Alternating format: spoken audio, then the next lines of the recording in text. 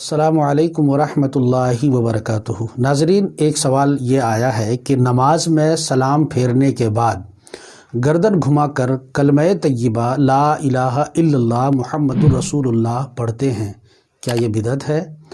اگر نہیں تو اس کا ثبوت کیا ہے؟ اس کا جواب یہ ہے کہ در حقیقت یہ نماز کے بعد ذکر و تسبیح ہے۔ اس کا ثبوت احادیث میں موجود ہے۔ نبی اکرم صلی اللہ علیہ وسلم مختلف مواقع پر مختلف اذکار کو معمول بناتے تھے۔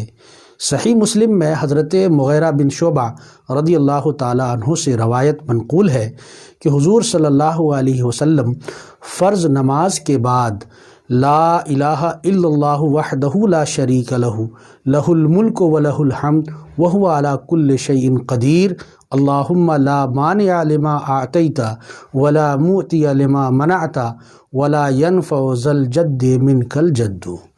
یہ روایت منقول ہے۔ اسی طرح تسبیح فاطمی کا ذکر ترمذی شریف کے اندر موجود ہے، یعنی 33 بار سبحان اللہ، 33 بار الحمدللہ اور 33 یا 34 بار اللہ اکبر نماز کے بعد پڑھنا۔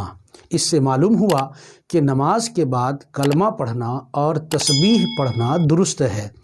اب رہ گئی بات گردن گھما کر لا الہ الا اللہ محمد الرسول اللہ پڑھنے والی بات، تو اصل میں گردن گھمانا مقصد نہیں، بلکہ کلمہ طیبہ کی ابتدا قلب سے کرنی ہوتی ہے اور الا اللہ کا ضرب دل پر لگانا ہوتا ہے تاکہ قلب پر ذکر الہی کا اچھا اثر پڑے۔ یہ بہتر ہے، اور اگر کوئی یوں ہی ذکر کرنا چاہے بغیر گردن گھمائے تو اس میں بھی کوئی حرج نہیں ہے۔ مجھے امید ہے کہ آپ کو یہ مسئلہ اچھی طرح سمجھ میں آ گیا ہوگا۔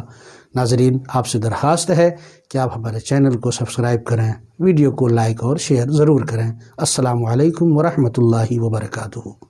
اللهم صل على سيدنا ومولانا محمد، اللهم صل على سيدنا ومولانا محمد، اللهم صل على سيدنا ومولانا محمد۔